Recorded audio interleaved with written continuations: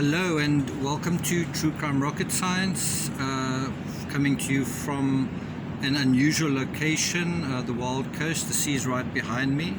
I'll try and show you the beach as soon as I'm done with this episode. Timmy, do you want to come up here? Timmy's sort of right next to me here, smelling a bit like dead fish, but that's him.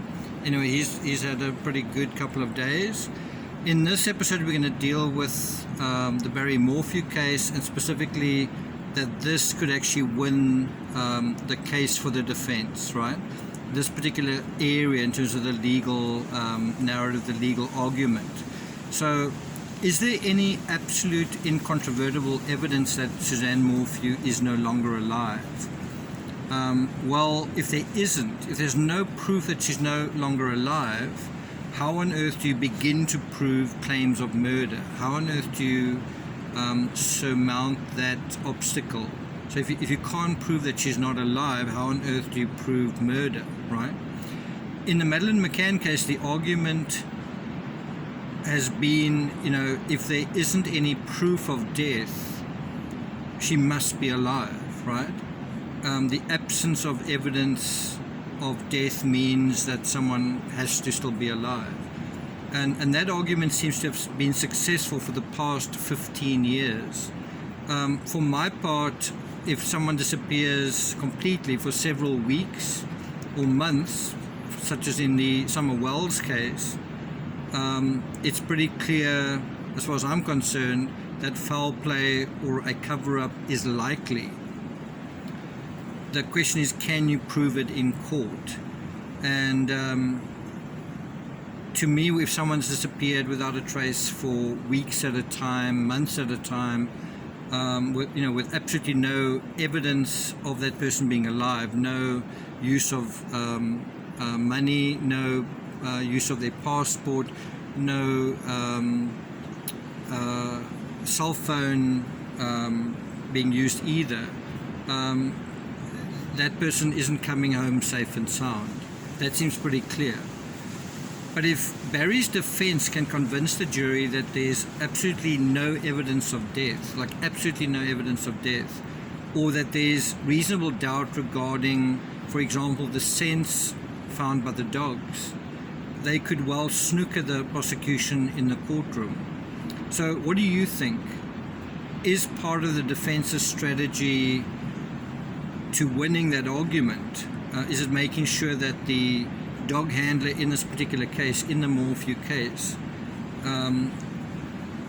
is it that the dog handler should or shouldn't testify? What do you think it is?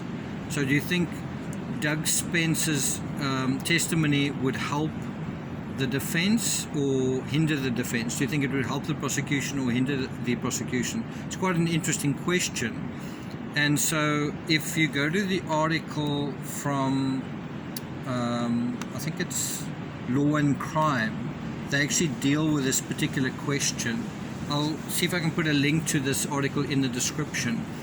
But quoting from the article, it says, quote, "A witness for the state admitted it would not be able to call Doug Spence," that would have been an expert witness. He's the canine handler of the dog Roscoe.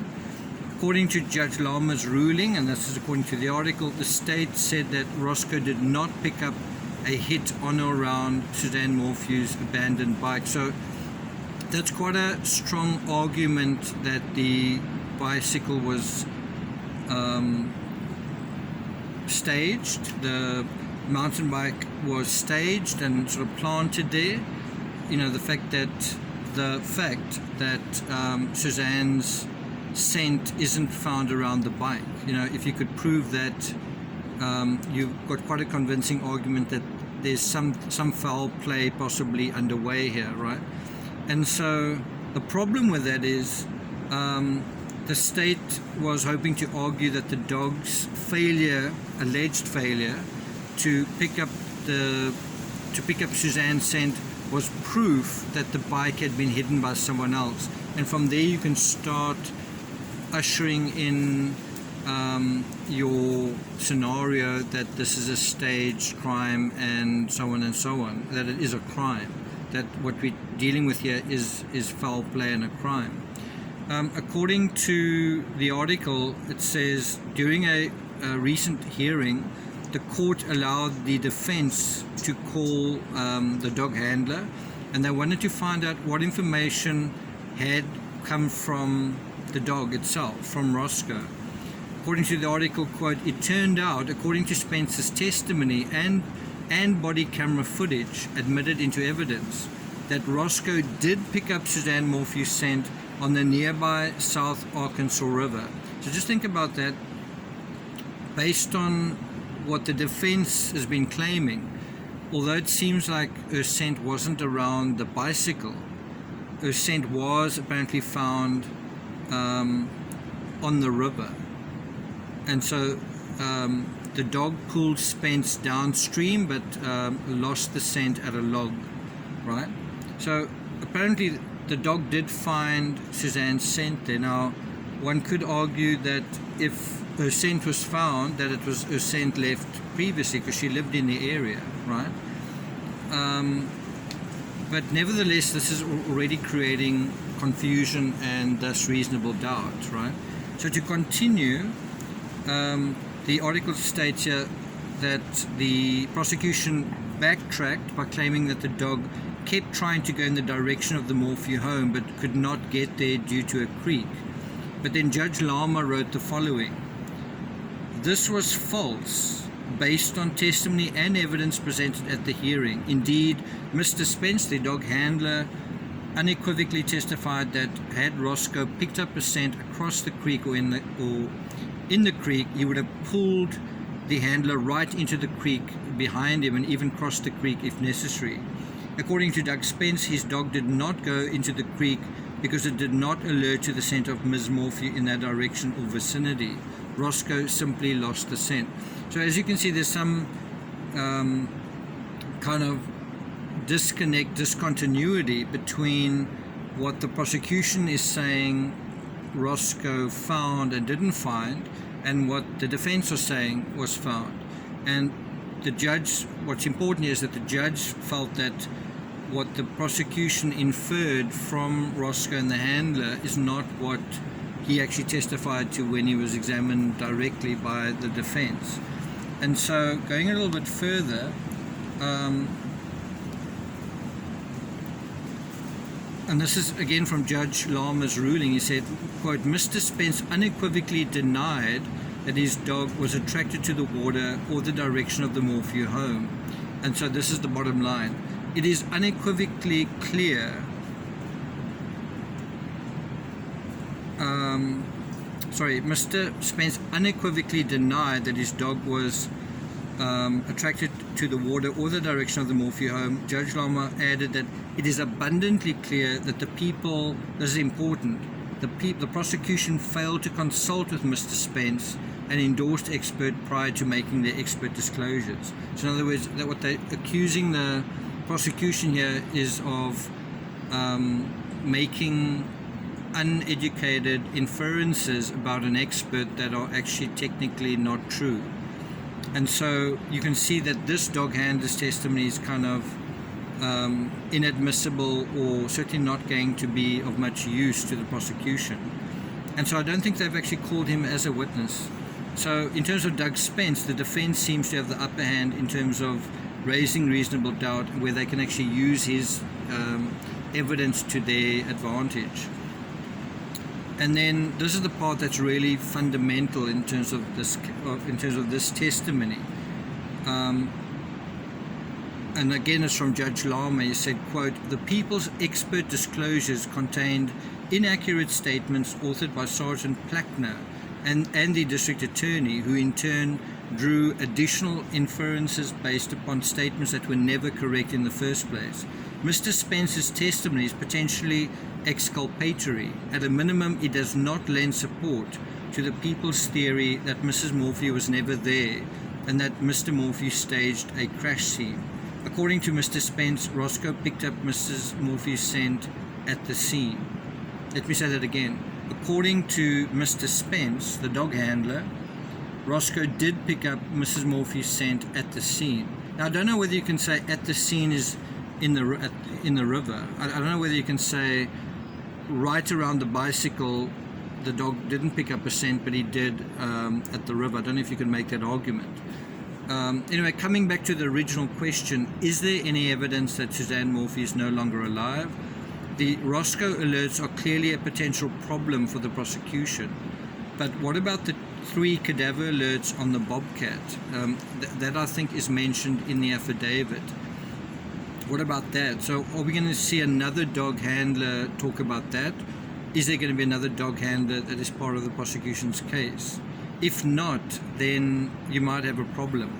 So I'm not really clear which dog or dogs are responsible for the bobcat alerts, and which handler. I don't know if it's the same handler or a different handler.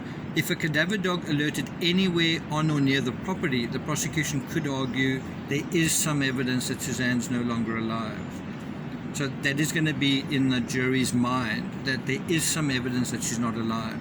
If, on the other hand, you take all the alerts away, everything that the dogs found, and you're saying, based on the dogs, there's no evidence that she's not dead, then the prosecution are kind of on the back foot.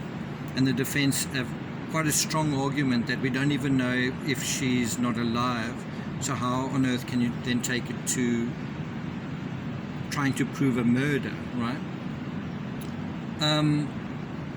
I also think the abrupt end to Suzanne's cell phone communications makes a convincing case. So on the one hand, if you can't use dog alerts, that's a problem. On the other hand, you might be able to say there is an abrupt end to Suzanne's regular, repeated, habitual communication on her cell phone, and this makes a convincing case that she's no longer alive. I think that is quite a strong argument in and of itself. If your cell phone communication suddenly had to stop, what could be the reason for that? I mean, stop not just for a day or a week or a month, but for 2 years and counting. Could there be an innocent reason for that? Nobody sees you anywhere. There's no trace that you're using your bank accounts. Nobody that knows you hears from you ever again. Does that mean you actually are alive somewhere else? It seems a bit unlikely, doesn't it? So the fact that Suzanne's cell phone also disappeared probably suggests that Suzanne and her cell phone sort of disappeared together. And the fact that we've heard nothing from the cell phone is a kind of a mirror, an analogy to, we all carry our cell phones with us. Our cell phones are kind of an avatar to ourselves, showing where we are, what we're doing, what we're thinking. It's not the full story, but it's certainly providing a bit of a derivative for who we are, where we are, what we're doing. And so the fact that we know that her cell phone has not resumed activity, I think is a strong indicator that Suzanne hasn't either. And so I'm not going to take it further than that. I will quickly show you around here very quickly. So there is Timmy. Timmy's been taking it easy today. He had a very long walk yesterday. There's the view through the beach, and I'll quickly take you up.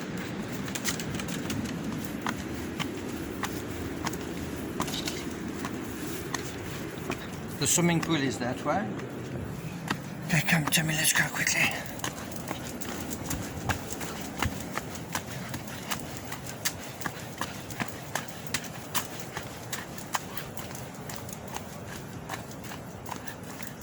So there's the hotel. And do that. Okay, here we go. Let's follow Timmy down.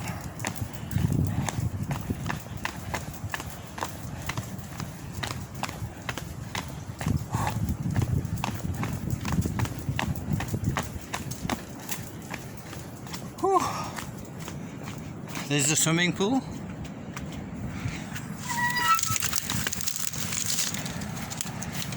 And as you can see, it's a nice sunny day.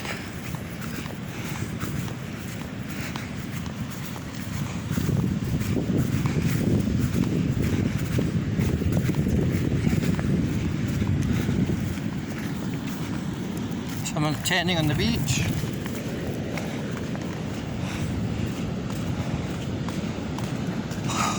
Here's a volleyball net. Okay, so I'm not going to take it further than that. I might do another episode dealing with the cadaver alerts in the Chris Watts case. So look out for that. Thanks for listening, and I'll see you guys next time. Take care.